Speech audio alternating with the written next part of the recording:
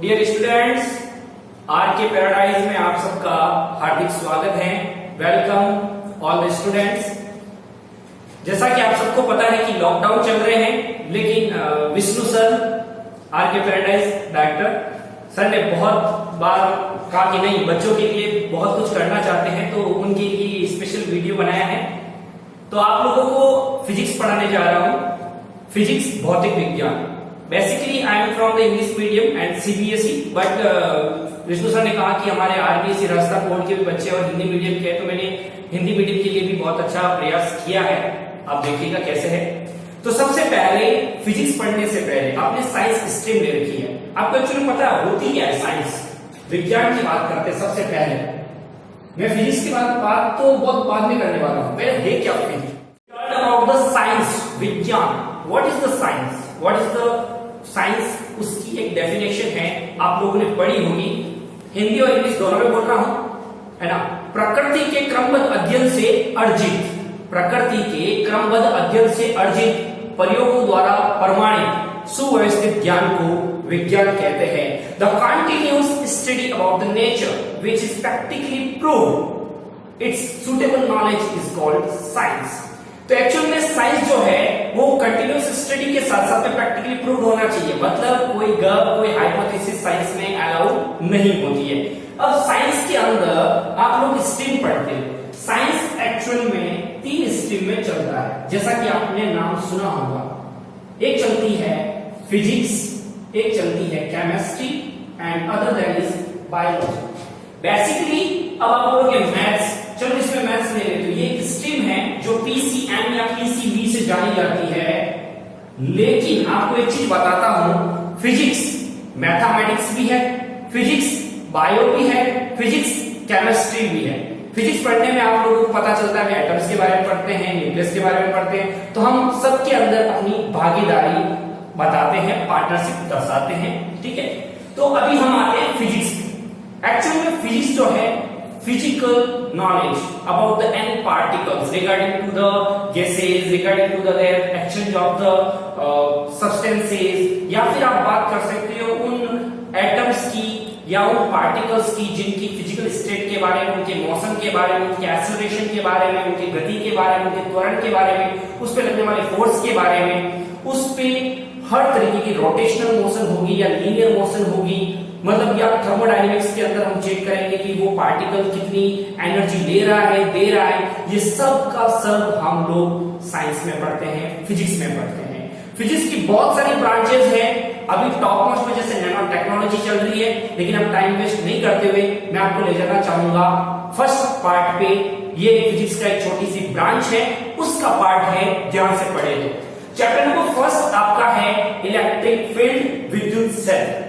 लेकिन electric field या विद्युत क्षेत्र जो है वो पार्ट जो है वो इलेक्ट्रोस्टैटिक्स के अंदर आता है। इलेक्ट्रोस्टैटिक जो पार्ट आता है वो आता है विद्युत के अंदर, इलेक्ट्रिसिटी के अंदर। तो बड़े ध्यान से सुनिएगा, कॉपी पेन लेके रखें। मैं बहुत सारा मटेरियल लिख नहीं सकता, इसलिए कुछ चीजें बोलूंगा और आपको लिखनी है। हिंदी और इंग्लिश दोनों मीडियम के लिए बोलूंगा। विद्युत की क्या, इलेक्ट्रिसिटी क्या, व्हाट इज द इलेक्ट्रिसिटी। भौतिक विज्ञान की वह शाखा जिसमें आवेशों तथा उनके गुणधर्मों के बारे में पढ़ा जाता है, अध्ययन किया जाता है, वो है विद्युत की, electricity. The branch of physics in which we study about the charge and its property is called the electricity. Electricity के अंदर अब देखो मैंने बात किसकी की है, चार्ज की। आप लोगों ने थोड़ा बहुत पढ़ा हो तो चार्ज कैसा होता है, मूवेबल भी हो सकता है, स्टेबल भी हो सकता है, मतलब स्थिर भी पड़ा रह सकता है, मूविंग गति भी कर सकता है ना। तो अब उसके अकॉर्डिंग उसकी ब्रांच अलग होनी चाहिए। तो समझना, पहला हमने लिया है इलेक्ट्रोस्टैटिक, स्थिर विद्युतिकी। हिंदी मीडियम वालों को थोड़ा जल्दी समझ में आएगा, क्योंकि नाम से पता चल रहा है स्थिर विद्युतिकी मतलब स्थिर है। तो भौतिक विज्ञान की वह शाखा जिसमें स्थिर आवेशों का अध्ययन किया जाता है वो स्थिर विद्युतिकी कहलाएगी, electrostatic. The branch of physics in which we study about the stable charge is called the electrostatic. अब यहाँ पे मैं एक बार ये वापस ये भी समझाता हूँ। करंट इलेक्ट्रिसिटी जो आप देख रहे हो बोर्ड पे, यह है गतिशील विद्युत। मैंने वापस ये बोला, हिंदी मीडियम को जल्दी समझ में आएगा, क्योंकि आवेश क्या, गतिशील। तो भौतिक विज्ञान की वह शाखा जिसमें गतिशील आवेशों का अध्ययन किया जाता है उन्हें गतिशील विद्युत physics medium, the branch of physics in which we study about the moving charges is called current electricity. अब यहाँ पे एक बहुत मस्त चीज बताने वाला हूँ जो नीट, आईआईटी, जेईई मेंस जिसकी भी तैयारी करते हैं उनको पता होनी चाहिए। मैंने एक लाइन नीचे और लिखी है कि स्थिर आवेशों के कारण इलेक्ट्रिक फील्ड जनरेट होता है, प्रोड्यूस होता है। इट मींस इंग्लिश में बोल रहा हूं, electric field will be produced due to the stable charge. तो इसकी कंडीशन में आपको समझाऊंगा क्या चीज है, ध्यान से देखना। Let us consider we have a charge, positive charge which is moving in this direction. और स्टेबल का मतलब क्या हुआ, velocity is zero, right. Velocity zero का मतलब क्या है, वेग जीरो होने का मतलब क्या है, वो स्थिर है, घूम नहीं रहा। तो इस कंडीशन की वजह से इलेक्ट्रिक फील्ड जनरेट होता है। एग्जाम में कई बार पूछते हैं, you have a point charge which is moving which is not moving, moving वाला उधर भी क्वेश्चन आएगा, नॉट मूविंग इसमें आ जाएगा, या फिर स्टेबल बोल देगा। Then which field is produced, A B C D. तो वहां पे इलेक्ट्रिक फील्ड जहां लिखा है राइट मान लेना। तो इलेक्ट्रिक फील्ड विद्युत क्षेत्र प्रोड्यूस होगा किसके अंदर, स्थिर वैद्युतिकी के अंदर या स्थिर आवेशों की वजह से, ठीक है। अब आते हैं इधर लिखा हुआ है गतिशील आवेशों की वजह से क्या होता है, विद्युत क्षेत्र भी उत्पन्न होता है, चुंबकीय क्षेत्र भी उत्पन्न होता है और विद्युत चुंबकीय तरंगें या विकिरणें उत्पन्न होती है। इंग्लिश मीडियम वाले लिखना चाहते हैं तो the electric field E vector, the magnetic field B vector and electromagnetic waves will be generated due to the moving charges। अब यहाँ एक चीज बहुत अच्छे से ध्यान रखना कि मूविंग चार्जेस का मतलब दो होता है। कैसे भाई, मूविंग का मतलब तो क्या है, घूमना, मतलब वेलोसिटी है। अब वेलोसिटी दो चीजें, वेलोसिटी या तो होगी कांस्टेंट या फिर वेलोसिटी इज नॉट कांस्टेंट, दो चीजें। तो वेलोसिटी जब कांस्टेंट होगी तब electric field and magnetic field दोनों जनरेट हो सकती है, लेकिन v इज नॉट कांस्टेंट, मतलब कुछ न कुछ वैल्यूज होगी उसकी वेलोसिटी, उसकी वेग की, तब इलेक्ट्रिक फील्ड, मैग्नेटिक फील्ड और इलेक्ट्रोमैग्नेटिक वेव जनरेट होगी, ठीक है ना, वेव्स जनरेट होगी। तो ये बात ध्यान रखना, बहुत अच्छी सी चीज थी। अब यहाँ पर हम पढ़ रहे हैं फिजिक्स, तो फिजिक्स के अंदर क्या क्या चीजें समझना। जो आप इलेक्ट्रोस्टैटिक की बात करते हैं उसके अंदर हम मेजर 4 चैप्टर ही पढ़ते हैं।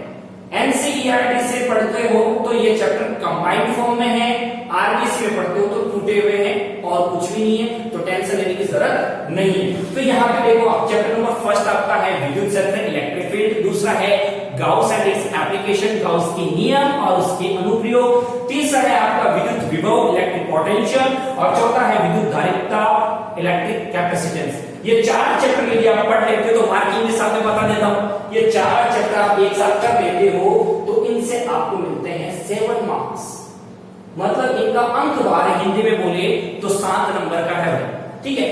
सेकंड, इसके अंदर 5th और 6th चैप्टर जो है वो करंट इलेक्ट्रिसिटी से बिलोंग करता है, लेकिन अब कई टीचर्स बोल सकते हैं ऐसे कि जो 5th to 10th तक चैप्टर है सब इससे बिलोंग करते हैं, हाँ इससे बिलोंग करते हैं, लेकिन आरबीएससी ने जो 2 पोर्शन जो हम एक बोलते हैं यूनिट, एक बोलते हैं चैप्टर, बहुत आर डिफरेंट। यूनिट का मतलब होता है हेडिंग, चैप्टर का मतलब होता है सब हेडिंग इसके अंदर। तो फिजिक्स में क्या किया, सब हेडिंग डाली है, तो सब हेडिंग के अंदर 2 को पढ़ा है, धारा विद्युत की, इलेक्ट्रिक करंट, और दूसरा है इलेक्ट्रिक सर्किट। ये 2 चीजें अपन पढ़ते हैं, ये 2 चैप्टर आप कर लेते हो तो आपको मिलते हैं पूरे 5 मार्क्स, मतलब अंक भार कितना हुआ, 5 मार्क्स आपको मिलता है। तो दोनों ये पूरे मतलब 6 चैप्टर आप करते हो तो 7 और 5 12 मार्क्स आप कंप्लीट कर लेते हैं।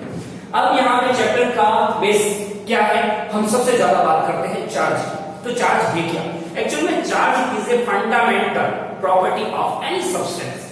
किसी भी वस्तु की, किसी भी पार्टिकल की बात करेंगे तो वह आवेश जरूर रहता है उसके अंदर, और आवेश होता है तो उसमें द्रव्यमान भी रहता है, ध्यान रखना उसमें मास भी रहता है। मतलब मैंने जब भी कभी चार्ज की बात की तो मास पक्का होगा, और कभी मास की बात करो तो चार्ज होगा, ये जरूरी नहीं है, ठीक है।